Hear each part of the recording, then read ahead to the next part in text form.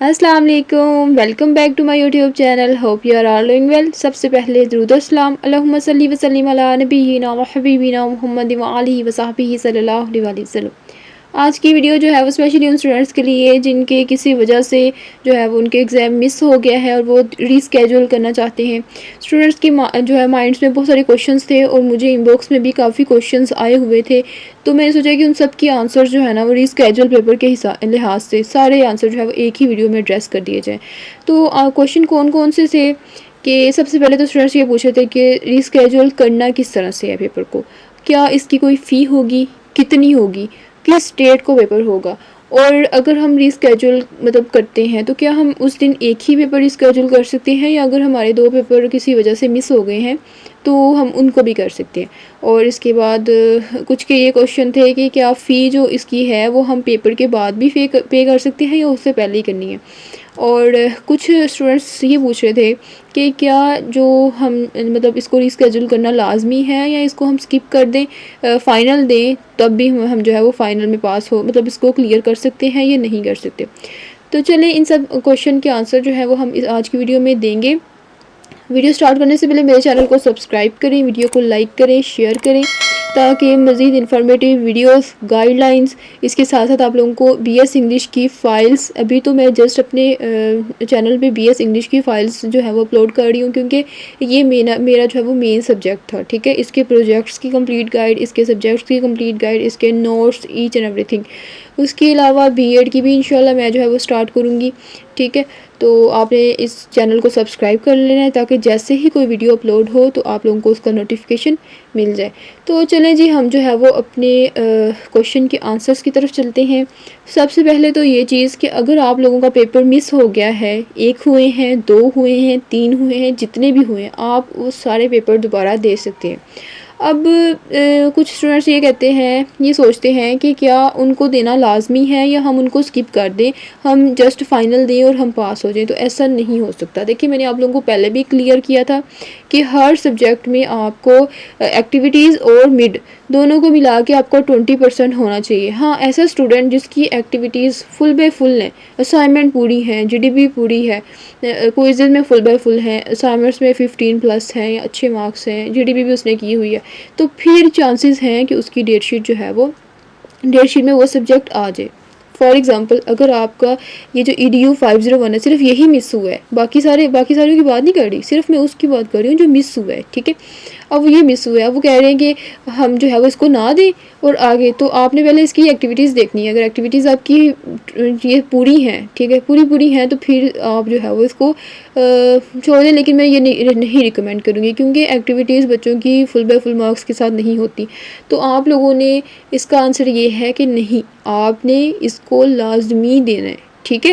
लाजमी इसको रिस्केड्यूल करें, इसको दें, क्योंकि अब जो वीयू की पॉलिसी है ना वो बहुत स्ट्रिक्ट हो चुकी है। पहले ऐसा होता था कि आप मिड ना भी देना, मतलब कि मिड आप जो है वो स्किप भी कर दें, तब भी फ़ाइनल जो है वो उसमें 60% मार्क्स का होता था फ़ाइनल, और पासिंग के लिए आपको 50%, 40 to 50% चाहिए। वो तो इजीली आप जो है वो एक्टिविटीज़ को मिला के बच्चे ले लेते होते थे, ठीक है, तब कोई मुश्किल नहीं होती थी। लेकिन अब चूँकि उन्होंने लाजमी कर दिया, क्योंकि बच्चों ने वीडियो स्किप करने स्टार्ट कर दिए थे, तो अब उन्होंने 20% वाला रूल लाजमी अप्लाई करना है कि जिसके 20% होंगे उसको ही उन्होंने जो है वो डेट शीट मतलब फ़ाइनल में उसकी डेट शीट आएगी। अगर जिसके नहीं होंगे उसकी डेट शीट जो है वो फ़ाइनल में वो वाला सब्जेक्ट अपीयर नहीं होगा। तो EDU 501 वाला जो सब्जेक्ट है वो वहाँ से स्किप होगा। आपको इसको ये फिर जो है जब फाइनल रिज़ल्ट आएगा वहाँ पे फेल लिखा आएगा, क्योंकि इसका आपका फ़ाइनल भी नहीं होगा।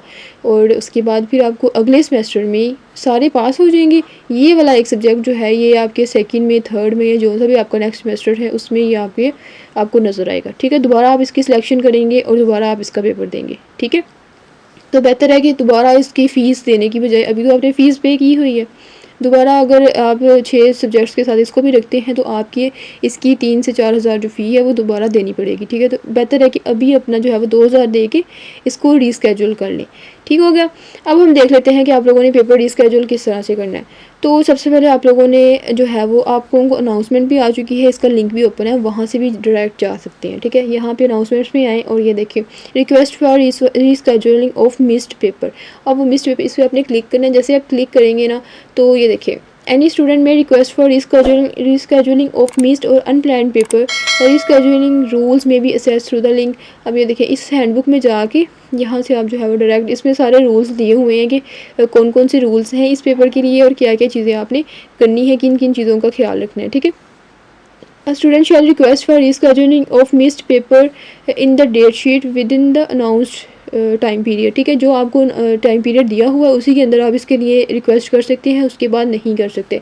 नेक्स्ट उन्होंने कहा है the opportunity to reschedule the specific paper shall only be provided once. अब इसका ये है कि फॉर एग्ज़ाम्पल अगर आपने एक ही दफ़ा ये आपको मिलेगा, बार बार नहीं मिलेगा। अब फॉर एग्ज़ाम्पल आपने पेपर मिस किया और रीस्केड्यूल कर लिया, रीस्केड्यूल करने के बाद आपने उस दिन फिर मिस कर दिया तो दोबारा आपको ये अपॉर्चुनिटी नहीं दी जाएगी, ये जस्ट वन चांस होता है, ठीक है, clear. The reschedule paper shall only be conducted upon payment of prescribed fee. अब इसमें जो है वो प्रिस्क्राइब्ड फ़ी जो आपकी दी होती है ना उन्होंने वहाँ पे, वो आपने देनी ही देनी होती है, ठीक है। उसकी 2000 फ़ी होती है इस एक पेपर की। अब इसी तरह अगर आपने 2 पेपर मिस किए हैं तो 4000 होगी, 3 पेपर मिस किए हैं तो 6000 होगी। अब स्टूडेंट्स के ये क्वेश्चन थे कि मिड का पेपर छोटा होता है, फाइनल का पेपर बड़ा होता है, तो क्या फाइनल के पेपर को जब हम मिस करेंगे या रिस्केड्यूल करेंगे तो उसकी फ़ी कितनी होगी। चाहे आपका पेपर छोटा हो, चाहे बड़ा हो, चाहे मिड हो, चाहे फाइनल हो, कोई भी पेपर हो, आपकी फ़ी जो है वो सेम ही रहती है, क्लियर। नेक्स्ट हम चलते हैं रिस्केड्यूलिंग फ़ी शैल बी नॉन रिफंडेबल, ठीक हो गया। इसकी जो फ़ी होती है ना ये नॉन रिफंडेबल होती है। फॉर एग्जांपल आपने रिस्केड्यूल के लिए अप्लाई किया और फ़ी पे कर दी, फिर आपका प्लान हुआ कि नहीं हमने नहीं देना, तो फिर आपने कैंसिल किया, लेकिन कैंसिल का ऑप्शन तो नहीं होता। इसकी जो फ़ी होती है ना जितनी मर्ज़ी आप पे कर दें वो आपको दोबारा नहीं मिलनी होती, ठीक है। तो all rescheduling request shall be subject to the approval of the controller of examination. अब जितनी भी आप रिक्वेस्ट सबमिट करते हैं उसके बाद एग्जामिनेशन अप्रूवल आता है कंट्रोलर का, फिर आपकी डेट शीट जो है वो अपडेट होती है, ठीक है। Attempted paper shall not be rescheduled. अब ऐसा पेपर जिसको ब्लॉक किया गया था, लाइक कोई ऐसा पेपर जिसमें आप हाज़िर हुए थे, मतलब कि आप वहाँ पे गए थे, आपने कंप्यूटर में लॉगिन किया, उसको कंप्लीट किया, सेव नहीं किया फॉर एग्ज़ाम्पल, ठीक है, और सेव करना भूल गए, या आपने ड्यूरिंग पेपर जो है वो इसको मतलब बंद कर दिया साइट को, या कोई इस तरह का आपने ब्लंडर किया, पेपर आपने दिया था उसके अंदर ब्लंडर हुआ है तो वो रिस्केड्यूल नहीं हो सकता, ठीक है। ऐसा पेपर जो अभी तक खुला ही नहीं है, वहाँ पे आप गए ही नहीं हैं लैब में, आप यहाँ लेट चले गए हैं या कोई इस तरह का मसला हो गया आपके साथ, ठीक है, आपने लॉगिन नहीं किया अपने पेपर में, सिर्फ वही पेपर रिस्केड्यूल हो सकता है, उसके अलावा कोई पेपर रिस्केड्यूल मतलब इस तरह का जो अटेम्प्टेड पेपर होता है ना वो रिस्केड्यूल नहीं हो सकता। या उसी एक और केस हो जाता है कि अगर आपके एग्जामिनर ने पेपर कैंसिल किया है ना चीटिंग की वजह से या किसी और वजह से, तो वो भी रिस्केड्यूल नहीं हो सकता, ठीक हो गया। इसीलिए कंट्रोलर जो है ना जब आप रिक्वेस्ट सबमिट करते हैं तो कंट्रोलर जो है वो इन चीज़ों को पहले चेक करता है, देन आपको जो है वो उसकी रिस्केड्यूल डेट देता है, ठीक है। Schedule given by controller about reschedule shall be final. अच्छा, अब इसकी ये होती है कि जो डेट आपको एग्जामिनर देता है उसी डेट पे होगा, उसी दिन होगा, उसी टाइम होगा, ये आप चेंज नहीं कर सकते। आपको जस्ट इतना राइट मिलता है कि आप जस्ट सिटी सेलेक्ट करें, इससे ज़्यादा आप कुछ भी सिलेक्ट नहीं कर सकते।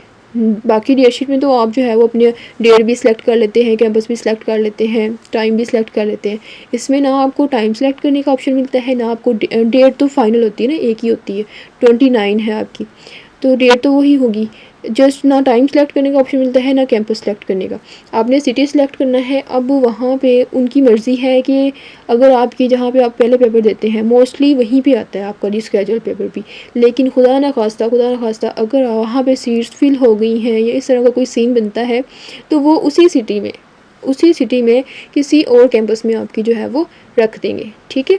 तो इसलिए वो जो है वो कैंपस का ऑप्शन नहीं देते। In case of death of direct relative missed paper shall be rescheduled free of cost subject to submission of death certificate by the student within 7 days। Direct relative means all direct relation like daughter brother. अब ये देखिए, अगर आपका paper किसी relation मतलब कोई आपका relative, direct relative, कोई आपका भाई बहन, माँ बाप, हस्बैंड वाइफ, मतलब इस तरह का कोई जो है वो रिलेशन उनकी डेथ हो गई है, तो फिर आपको उनका डेथ सर्टिफिकेट जो है वो विद इन 7 days, मतलब जब पेपर मिस हुआ है उसके अंदर 7 days में आपको जो है वो सबमिट करवाना पड़ेगा। वो चाहे आप टिकट सिस्टम से कर दें, चाहे आप उनको ईमेल कर दें, ठीक है, डायरेक्ट कंट्रोलर ऑफ एग्जामिनर को, और अपनी आईडी साथ दे दें, तो आप लोगों को वो जो पेपर होगा ना जो आपका मिस हुआ था, चाहे आपने देखें अगर आपके सारे के सारे पेपर भी मिस हुए हैं ना किसी ऐसे सिचुएशन की वजह से, तो आप सारे के सारे पेपर्स की भी बता सकते हैं कि मेरे ये सारे पेपर मिस हुए हैं, ठीक है। तो वो फिर आपको वो एक ही दिन में सारे के सारे पेपर रिस्केड्यूल कर देंगे फ्री ऑफ कॉस्ट, उसकी कोई कॉस्ट नहीं होगी। तो आई होप कि आपको ये सारी गाइडलाइन सब समझ आ गई होंगी, ठीक है। अब जो चीज़ें नोट करने वाली हैं वो ज़रा ये कर लें अपनी, ताकि आप लोगों को इसकी भी अंदाज़ा हो जाए। रीस्केड्यूल पेपर शैल ओनली भी, ये एक ही दफ़ा मैंने आप लोगों को बता दिया कि एक ही दफ़ा आपको ये मौका मिलेगा। फ़ी नॉन रिफंडेबल है, ठीक है। किसी आपने वहाँ पे अपीयर हुए हैं, नहीं हुए, रीस्केड्यूल कर लिया पेपर, खुद गए नहीं देने, तो ना जाए भाई, फ़ी उन्होंने लेनी ही लेनी है, ठीक है। फ़ी वाउचर जो है वो आपको announcement before the announcement of all mid term result.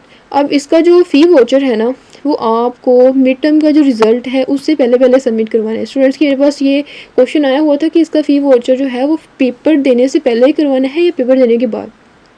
तो इसका आंसर ये है कि मिड टर्म का रिज़ल्ट आने से पहले पहले आपको ये करवाना पड़ता है। अब ये वो खुद ही करवा लेते हैं, वो इस तरह से कि जब आपका मिड टर्म का रिज़ल्ट आने वाला होता है ना, तब भी आपकी जितनी भी फ़ी आपके अकाउंट बुक में होती है ना, वो सारी की सारी, अगर आपने वहाँ तक मतलब कोई उसकी लास्ट डेट कोई गुजर गई थी लेकिन अभी पे नहीं किया, तो अगर आपकी वो नहीं ना की तो वो आपका LMS ब्लॉक कर देते हैं, ठीक है। तो इसका मतलब है कि उन्होंने ये फ़ी तो वो उन्होंने लेनी ही लेनी होती है। तो मिड टर्म तक हाँ ये थोड़ी सी कंसेशन है कि आप पेपर दे सकते हैं, इसकी फ़ी जो है ना वो 10 दिन 15 दिन बाद दे दें, कोई मसला नहीं, ठीक है। लास्ट डेट आप लोगों की, अब ये देखिए, last date to apply for rescheduling of paper 28 दिसंबर, ये आप लोगों ने नोट करनी है, टिल 2 PM, दोपहर 2 बजे तक। ये इस दफ़ा स्पेशल जो है वो उन्होंने दोपहर 2 बजे तक उन्होंने मेंशन किए, तो आप लोगों ने 28 तक पहुंचना ही नहीं है, 27 को ही जो है वो मोस्टली जितने भी हैं ना, लाइक सारे कैंपसेस में आप लोगों के 24 तक पेपर जा रहे हैं, लेकिन कुछ में 28 तक भी हैं, तो इसलिए उन्होंने 28 लास्ट रखी है कि अगर उस दिन तक दोपहर 2 बजे तक आप लोगों का जो भी पेपर, जिनके भी जो पेपर मिस हुए हैं वो जल्दी से रिस्केड्यूल कर लें, उसके बाद आप लोगों का ये लिंक ख़त्म हो जाएगा, कोई आप लोगों को मौका नहीं मिलेगा, ठीक हो गया। तो ये थी आप लोगों की चंद टिप्स। सबसे पहले आप लोगों ने ये याद रखना है कि 28 तक आप लोगों ने रिस्केड्यूल कर लेना है, सैटरडे तक, ठीक है। दूसरी चीज़ ये कि इसकी एक सब्जेक्ट की 2000 फ़ीस होगी, जो आप पेपर देने के बाद 10 दिन बाद भी सबमिट कर सकते हैं, उसमें कोई इशू नहीं है। 10 से 15 दिन लग जाते हैं आपका रिज़ल्ट आने में, लाइक 29 दिसंबर को अगर आपका पेपर होगा ना, तो अब ये संडे वाले दिन मैंने आप लोगों को लास्ट टाइम बताया था ना, लास्ट वीडियो में भी, कि जो रीस्केड्यूल पेपर होता है ना वो संडे को ही होता है, ठीक है। पेपर जब मर्ज़ी ख़त्म हो, लेकिन आपका रीस्केड्यूल पेपर उन्होंने संडे को ही रखा होता है। तो संडे वाले दिन आपका पेपर होगा, इस दिन तो हर कोई जॉब होल्डर भी जा सकता है। तो उस दिन जो है वो आप फ़ी, उसके बाद 15 को आपका मोस्ट प्रोबेबली 14 या 15 जनवरी को आपका रिज़ल्ट आएगा, तो तब तक आप उससे पहले पहले जब मर्ज़ी फ़ी कर लें सबमिट, इसका कोई इशू नहीं है। फ़ी सबमिट किस तरह से करनी है वो यहाँ पे अकाउंट बुक में आपने चले जाना है, ठीक है। अब सबसे पहले तो हम ये देखते हैं कि आपने इसको जो है वो रीस्केड्यूल किस तरह से करना है।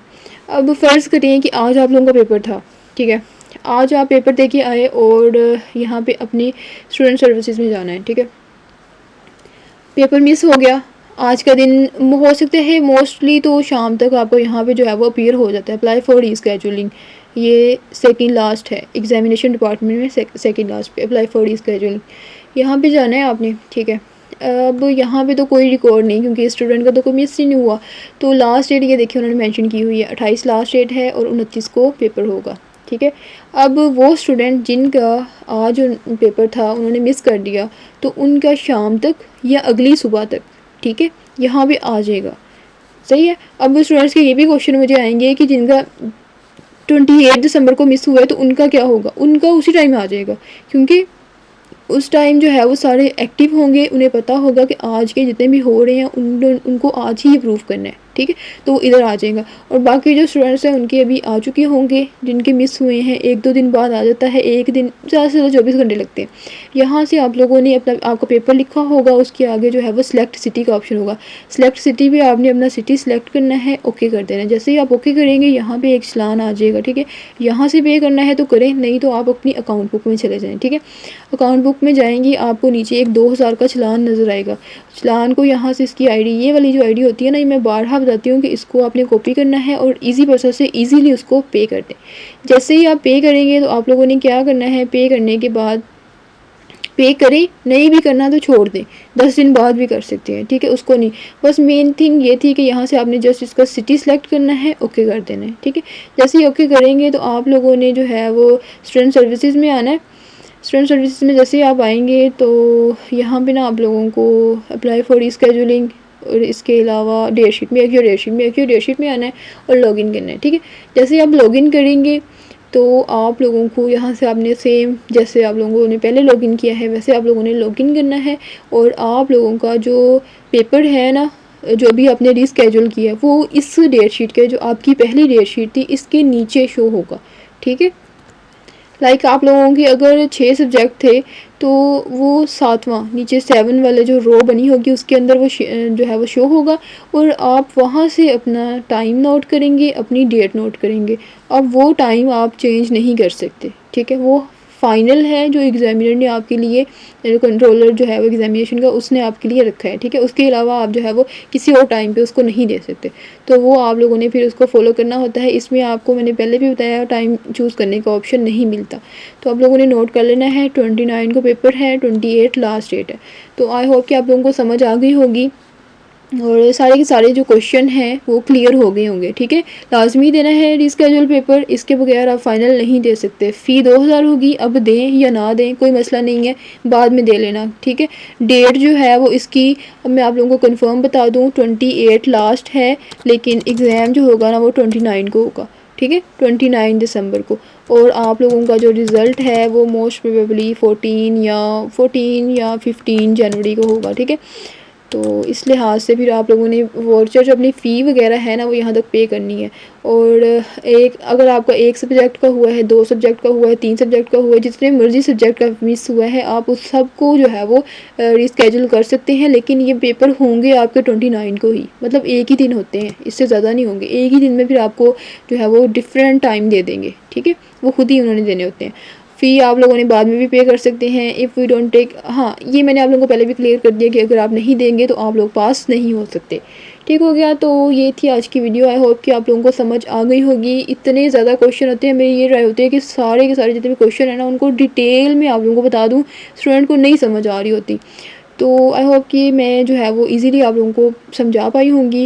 वीडियो पसंद आई है तो वीडियो को लाइक करें, शेयर करें और मेरे चैनल को सब्सक्राइब करें। मिलते हैं नेक्स्ट इन्फॉर्मेटिव वीडियो के साथ, तब तक के लिए अपना ख्याल रखिएगा। मुझे दीजिए इजाज़त। अल्लाह हाफिज़।